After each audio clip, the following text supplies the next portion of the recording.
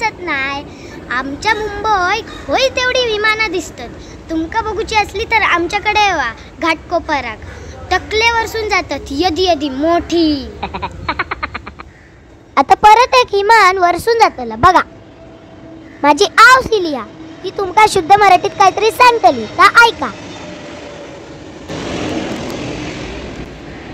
आमच्या जवळच्या गार्डनमध्ये मी आली आहे आणि तिथे ना डोक्यावरून जवळून विमानं जातात. आमच्यासाठी ते नेहमीचंच आहे, पण नवीन येणाऱ्या व्यक्तीने तर ते पाहिलं तर त्याला खूप आश्चर्य वाटतं की इतक्या जवळून विमानं जातात. छान आहे ना, मस्त.